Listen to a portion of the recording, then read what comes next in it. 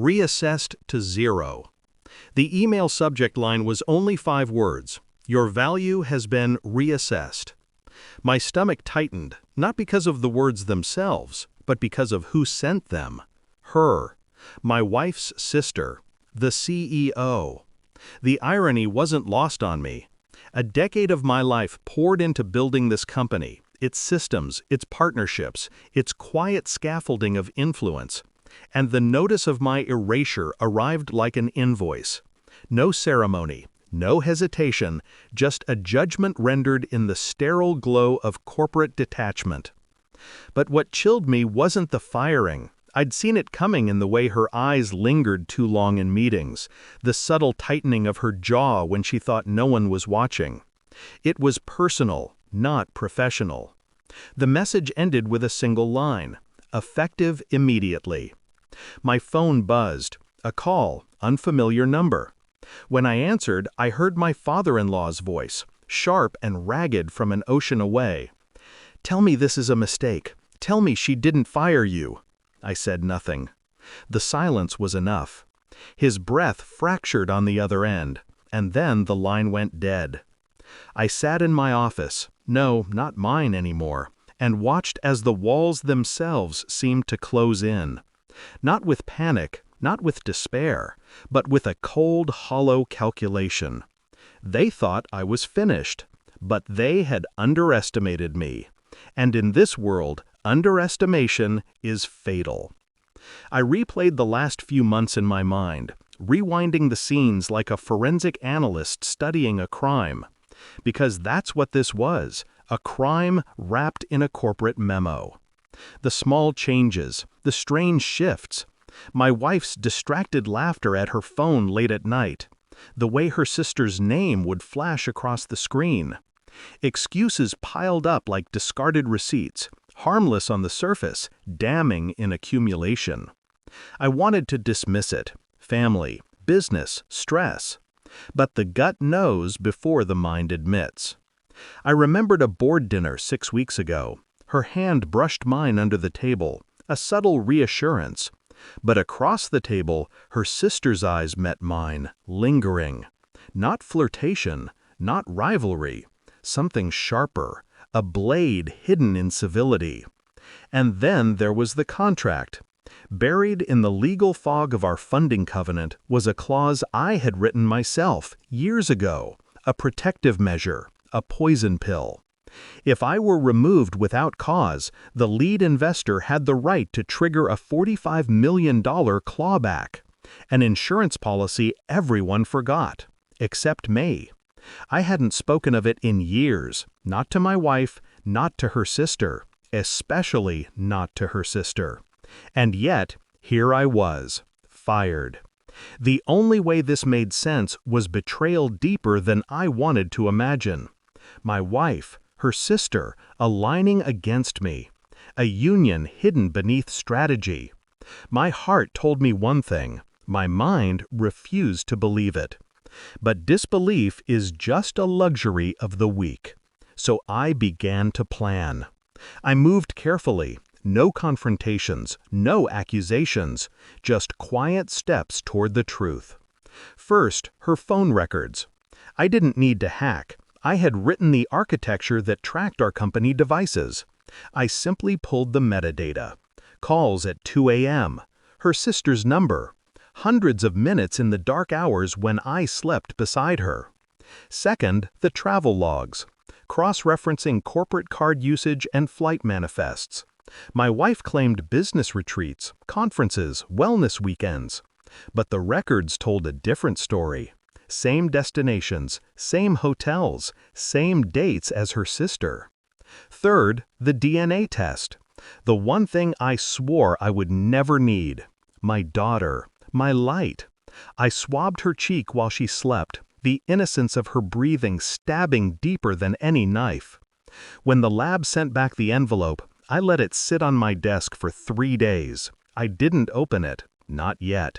The truth is a weapon. You don't draw it until you're ready to use it. During those days, I studied them both. My wife, feigning normalcy. My sister-in-law wielding power in the boardroom like a scalpel. They moved with confidence, too much confidence, as if they believed I was already erased. I played my role, silent, numb, the discarded man. But inside, the storm brewed. Each detail, each late-night call, each fraudulent smile was another log thrown on the fire. When the envelope burned a hole in my desk, I finally opened it. And everything collapsed into clarity. She wasn't mine. My daughter, the girl I had raised, loved, protected, she wasn't mine. The report was merciless in its precision. 0% probability. A stranger's blood coursed in her veins. I read the numbers 3 times, then folded the paper with surgical calm. The next morning, I called for a family breakfast. My wife looked at me with confusion, her sister with suspicion. My daughter, no, their daughter, chattered about school. Halfway through, I set the envelope on the table. No words, no preamble. Just the silent weight of truth. My wife's hand trembled as she reached for it. She read, her face drained of color. Her lips parted, but no sound came. Her sister leaned over, eyes scanning, then snapping back to me. A flicker of fear, quickly masked by fury. I said nothing. The silence became unbearable. My wife broke first, voice cracking. "It's not what you think." But I already knew. I didn't need her confession. The evidence was more honest than her tongue could ever be. And in that silence, in that suffocating vacuum of denial and revelation, I understood. This wasn't just betrayal. This was calculation. A union designed to erase me, personally, professionally, genetically. But they had forgotten one thing. I don't break. I dismantle. The emergency board meeting was called within 24 hours. Not by me, by the investors. An auditor from the lead fund flew in, pale-faced and stone-eyed. He spread the covenant across the table, my clause highlighted in fluorescent yellow. "If he goes," the auditor said, pointing directly at my name, "the penalty triggers. 45 million. Unless, of course, you have it liquid." The room went dead. The CEO, my wife's sister, shifted in her seat. For the first time, her composure cracked. I wasn't aware of this clause," she stammered. The auditor's gaze was cold steel. "That's the problem," he was. All eyes turned to me. I sat there, calm, detached, watching the unraveling with the serenity of a surgeon observing a successful incision. My wife's face was ghost white. Her sister's was crimson with panic.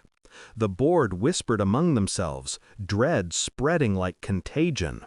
Finally, the investor spoke.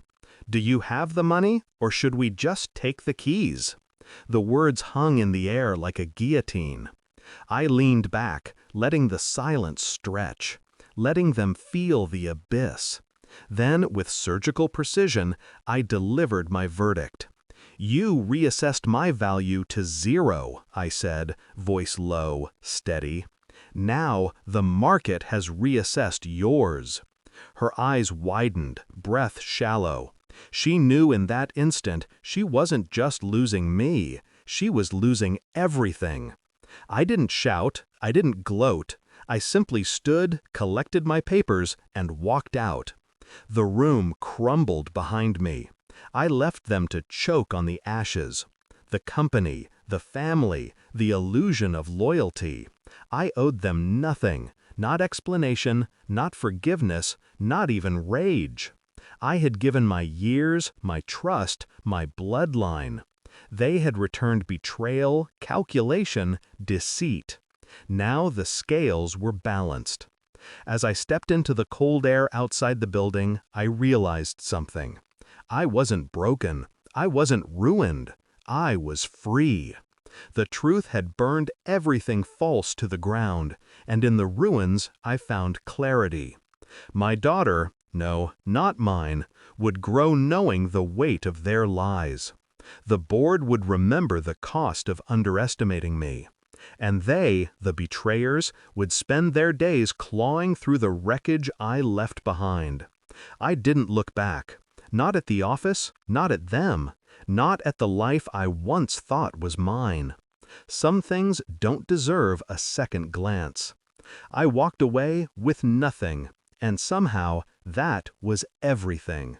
They reassessed my value to 0, but now they finally know the cost of miscalculation.